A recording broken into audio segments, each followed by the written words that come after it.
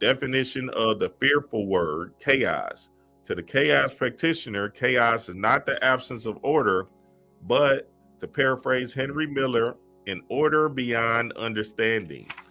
It is analogous to the Hindus' Brahma, the Buddhist void, the Taoist Tao, and the ancient Anglo-Saxon weird. It is a constantly changing. It can be experienced, but is beyond intellectual categorization.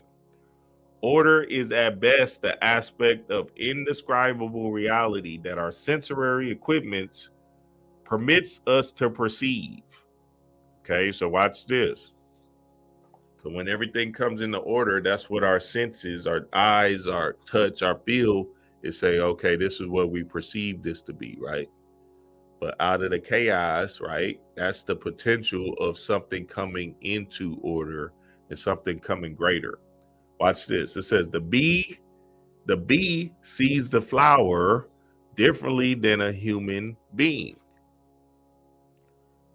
So the bee sees the flower differently than a human being. At worst, order is simply an illusionary pattern projected by our prejudices. Get off of it, baby. Let it go. See, when I say your truth is your truth, I'm saying, hey, reign supreme on this world. Do you, and try to manipulate your truth based off of your own mind and your own thought processes. And what I'm going to do is I'm going to give y'all the technique that they say in here that you want to run with. Because essentially, if you don't let it go, then you won't expand beyond the limiting beliefs of, of your prejudices. You feel me? To Albert Einstein's claim that God does not play dice with the universe, the chaos practitioner might answer that the universe is God. If one has to use such an emotional loaded word, and he's the only thing he can ever play with. Since he believes that reality is ultimately indescribable, he renounces all dogma, taking ideas and practices from everywhere. Taking ideas and practices from everywhere. This is that shit that y'all spiritual people be wanting to do and shit. You feel me? Renouncing all dogmas, all belief systems, all ideas, and taking ideas and practice from everywhere. So just like Bobby used to say, you smoke a little bit of the Hindu bag and see what happens. Smoke a little bit of the Egyptian mythology, see what happens. Smoke a little bit of this occult understanding, see what happens, right? But the idea is to let it all be not something that you're saying, okay, I'm tied to this system, but something that you're looking at and searching. Because if you're tied to a system, right, then how do you know if you can be greater in something else? Or something else might work better for you. Shit, you might be tied to a system that's hindering you and fucking you up. Oh shit. So now you have to get away from the energy of believing that you must do it this way or else. Watch this. Hold on. Watch this. Let me get to it because this shit gets good. Watch this. It says, and he's the only thing he can ever play with. Since he believes that reality is ultimately indescribable, he renounces all dogma, taking ideas and practices from everywhere, combining them as suits the situation, as suits him, dropping them when they no longer apply. Oh my God, I can't wait to eat meat again, boy. What? Give me a big ass meat sandwich, nigga.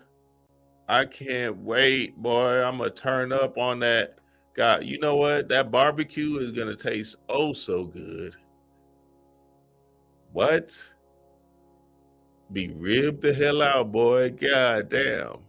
So see, right now is not naturally fitting into my system.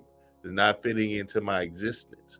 But hell, 5 years from now, I can be a meat eater based off of the meat, transforming me into something else, transmuting my world into something else. So hey, you know this? Hey, this thing is endless. That's the infinite potential. That's the universe. There is no law. You gonna go to the same church for the rest of your life, nigga? Going to that damn church for 65 years and been in the hood poor. You ain't never thought about trying another church? You ain't never thought about trying something else? You see what I'm look, you go to the barber for a goddamn 50, you go to your same barber for 20 years. He been pushing your edge up back like a motherfucker. That's what happened to me. I was going to my barber for 20 years, my nigga Monday. Going, you know, we cool and shit, whatever, right?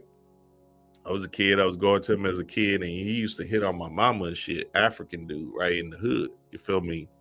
Hit on my mama and everything. I'm going to him in college, everything. I'm coming back to Houston, getting my edge up, getting my hair cut or whatever, right? This nigga was pushing me back all them years, nigga. My shit is gone now, boy. I said I started right here. Now I'm all the way down here. I'm like, God damn. You feel me? He been pushing my shit back for the longest. I should get on that nigga ass. I went to another barber one day. I said, "Oh, this is what my edge up's supposed to look like." You feel me? I said, "Oh my God, this nigga been fucking my shit up for 20 years since I was a kid." Chaos in the blood, baby. Hey, you gotta try other shit. You because you was raised in it and born in it, you gonna stay there forever? Shit, I'm putting all type of shit on my hair to get my hairline back and shit.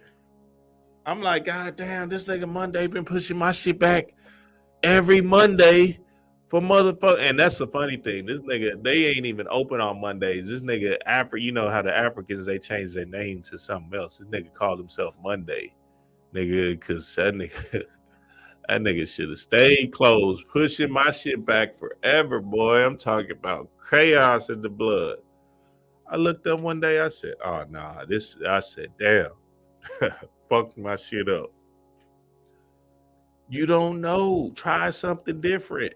That's what look, the Patreon family we was building in the last book club. We was like doing something different because we're reading this book, Becoming Supernatural. Right? Y'all know what to do, Patreon family. Come on through every Wednesday, 9:30 a.m., Saturday, 9:30 a.m., right?